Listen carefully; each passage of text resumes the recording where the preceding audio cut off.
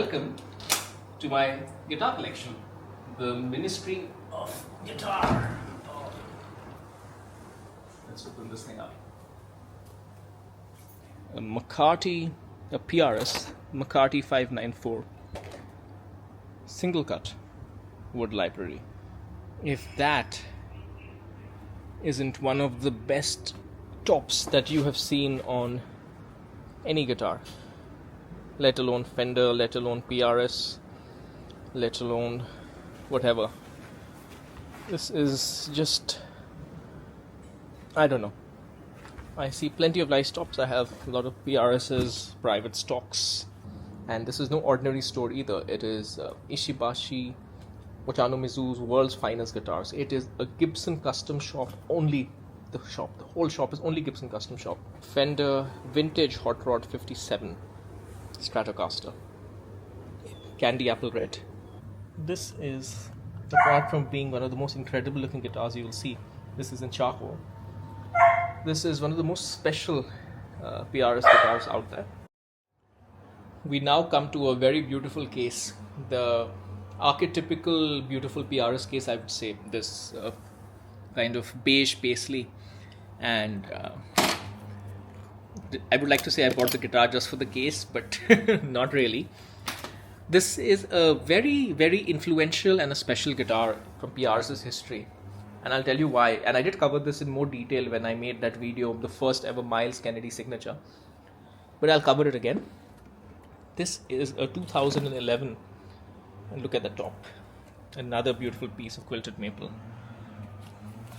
PRS Signature Limited. Now, what is this guitar? This guitar, this was a limited run.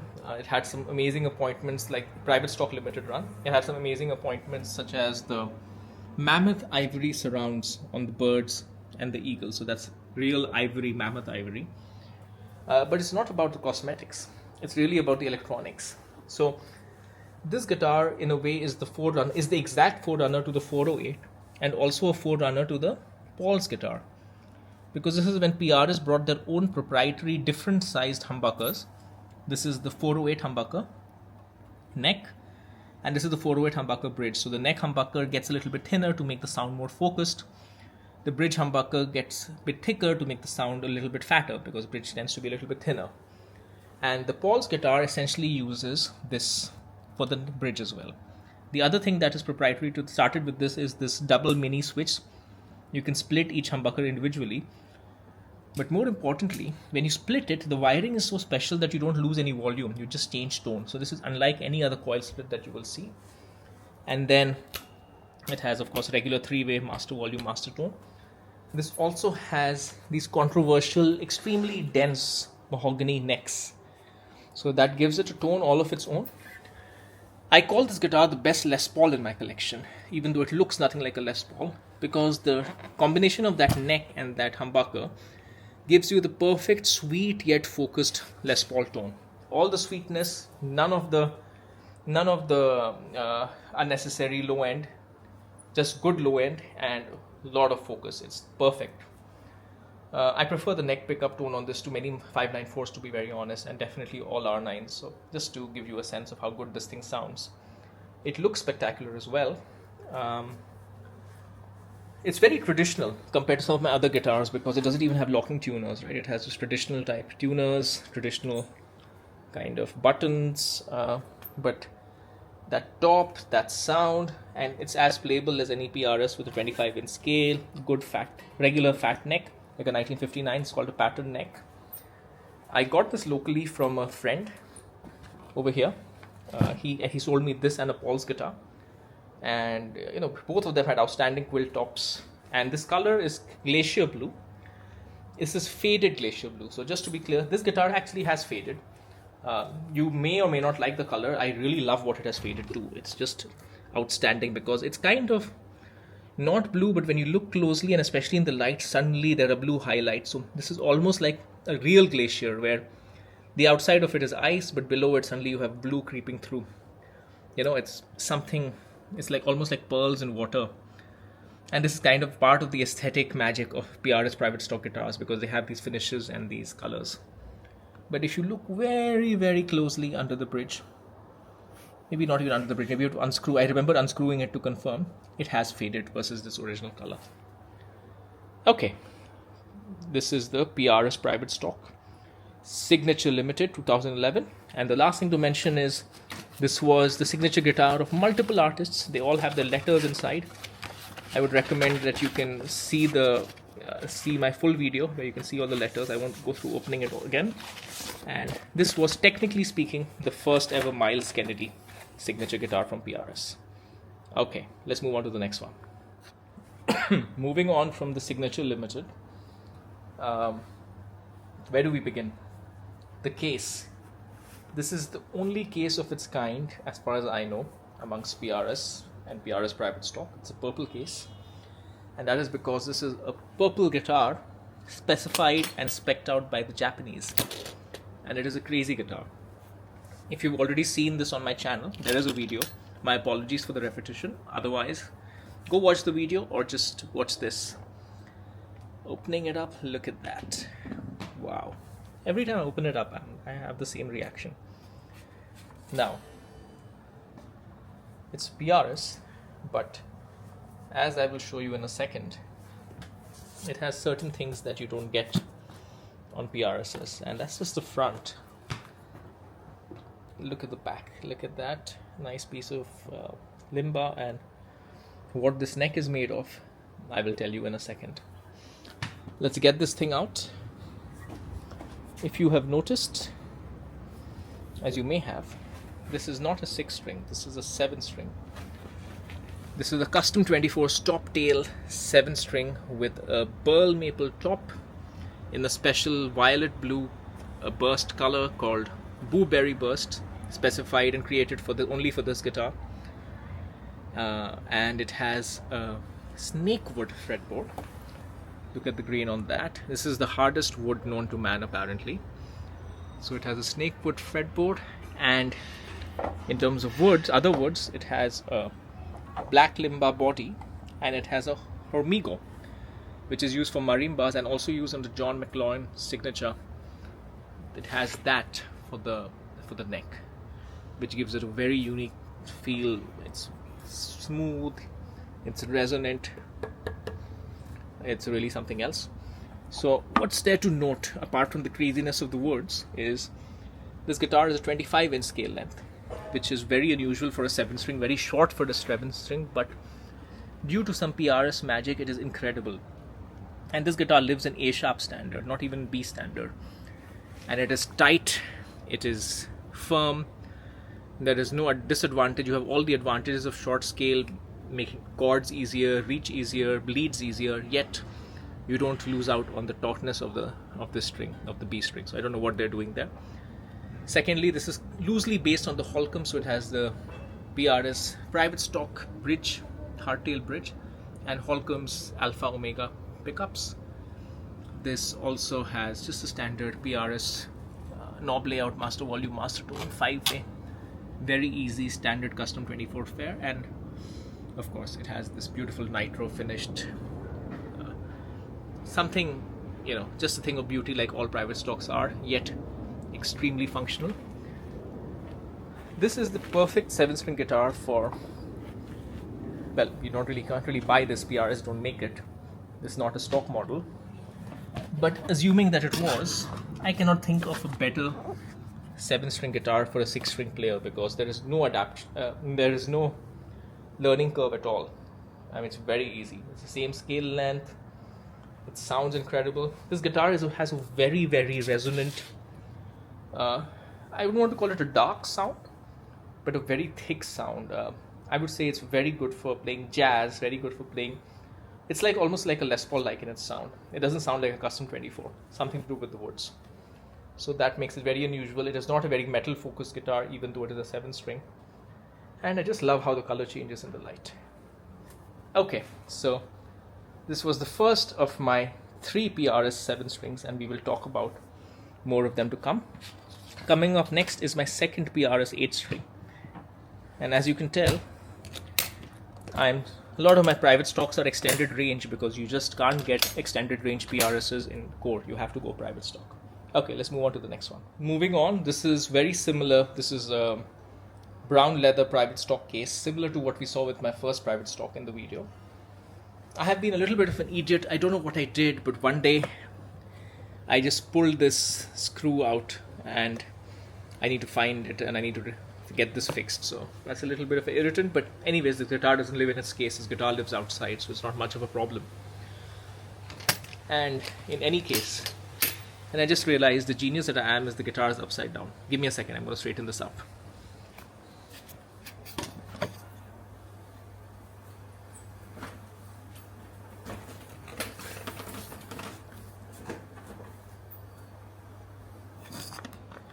As I was remarking on my genius, and I was telling you that this guitar stays outside because this is one of the guitars I play the most. This is my number one 8 string.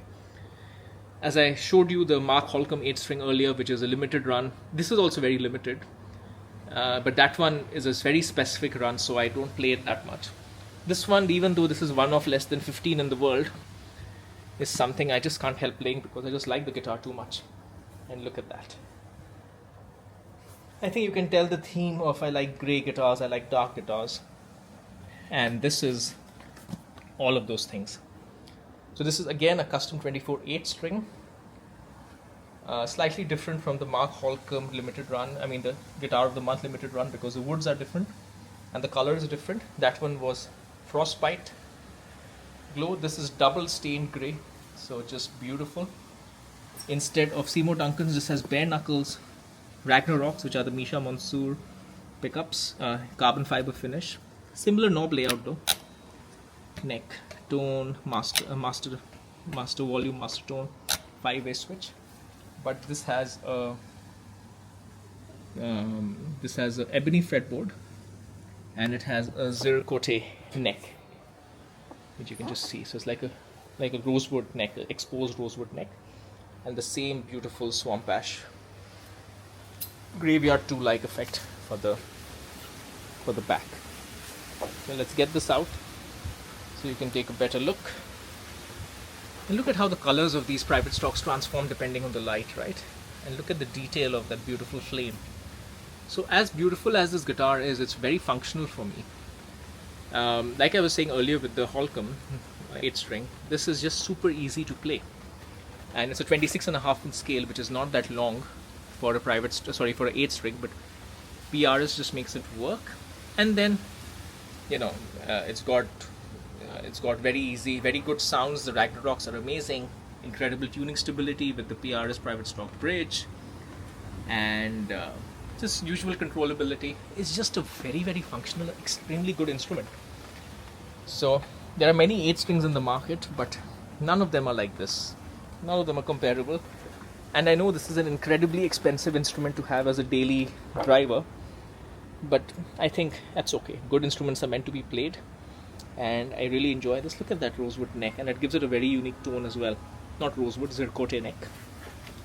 And then you have this beautiful back as well, swamp ash. One of my favorite guitars. Really nice guitar. Okay, we will put this back, and we have just 2 more private stocks to get through. 2 of my 7 strings, which I really like, and one of them is my latest acquisition. Okay, moving on. When I look at this guitar, I think about sometimes you just need to take a leap of faith, and sometimes you need to just find the money for the right guitar at that moment in time, and that is the story with this guitar. At the time that I bought this guitar, I was really thinking I had way too much money in guitars I need to sell. It was not prudent to put more money into an expensive guitar. But then this guitar was just so unique, and I knew just so perfect for me that I had to get it. And moving on, since then I've sold many guitars, etc. This guitar is my daily driver. This is my number one, honestly. And I was so glad that I did it, because it's impossible to get this guitar. So what is this? This is a PRS Custom 24 Floyd Rose 7 string, and it's one of a kind, clearly. Other interesting appointments I'll show you in a second. This is the front of it, and wait till you see the back. Wow, I am sure you were not expecting that. Look at that. I'm going to show you the back with a bit more color so you can just see the contrast. So this is the back. It is basically beautiful, like a faded peacock blue.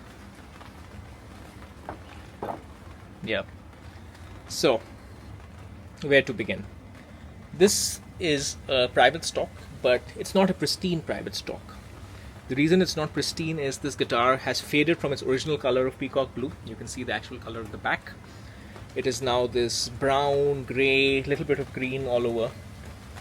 But you know, for me, and that is how it was when I bought it, it just looked better this way. I don't like bright green guitars, most bright green guitars.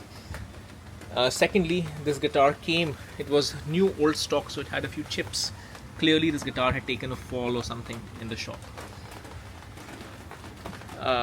And thirdly, it was not a very popular spec because 7-string PRSs are not that common and not everybody wants a 7-string Floyd Rose. It's a very specific kind of buyer.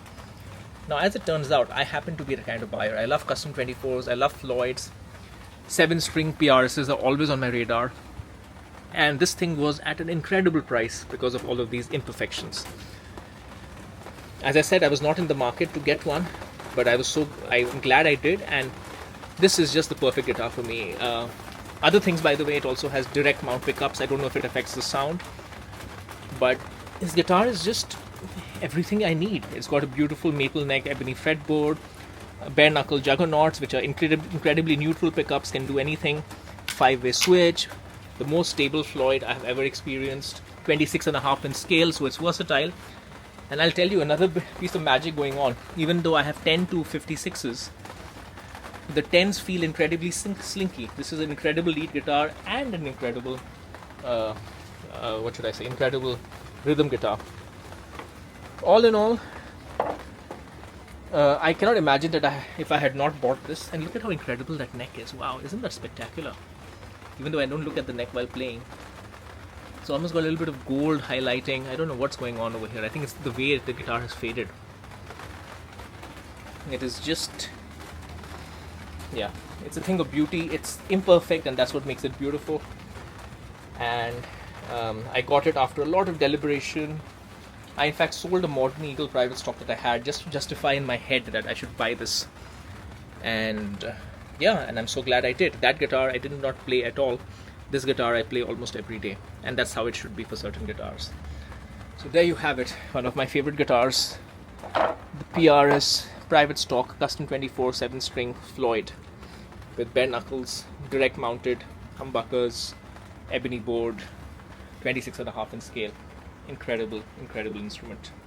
Alrighty, last but not least, and last only in this video because I still have 3 more videos to go to cover the full collection.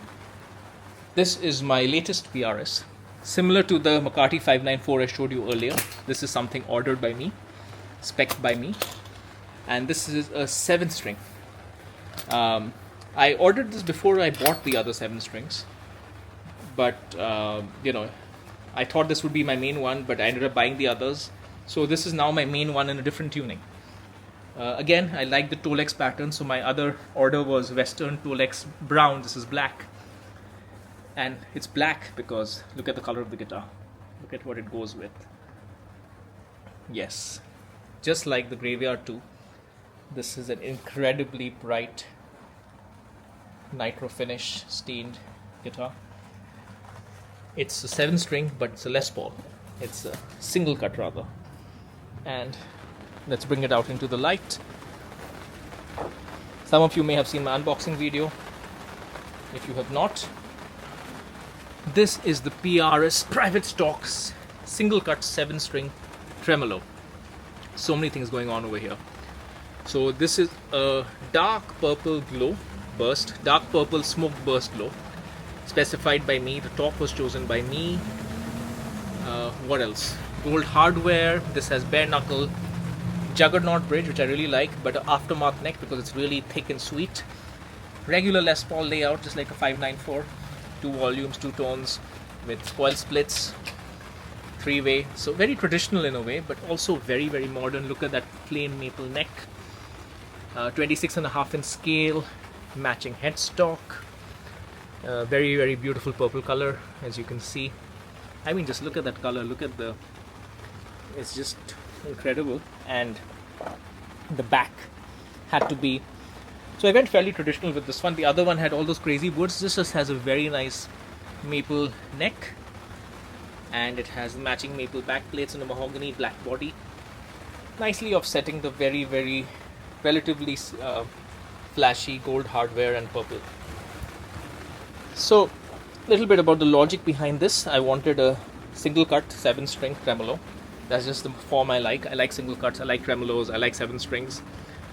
But I went a little bit more deliberate with the wood. So it's very traditional, maple body, maple front, mahogany back.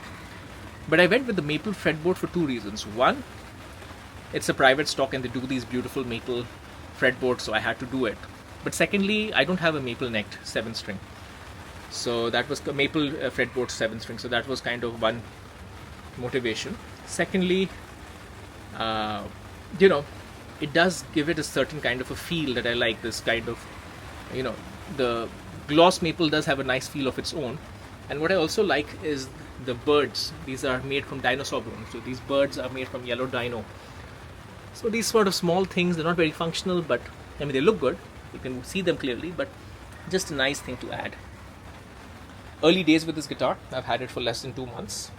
This is set up in A standard 7-string, which is, it's like D standard tuning for the 6 strings, and then the lower string is like a 5th below, like a 4th below. So instead of B, it's A. Yeah, it's a very, very nice guitar. I need to spend a bit more time with it. It's currently in pristine shape. Haven't messed with it much, but I will mess with it a lot more. And we'll see. A lot more to come on this guitar. We'll shoot it out with other things, etc., etc. But for now, it's early days, and I'm really enjoying it. Okay. This will be the end of the private stock section of the guitar collection, and then we will move on with the next section. I think I will probably cover the SEs because I want to show the other spectrum. You don't only need to have expensive guitars. So I will show my entire PRS SE collection, and I have like maybe 10 of them, so that might just be a perfect video. And look at the color. Okay, we'll end it over here.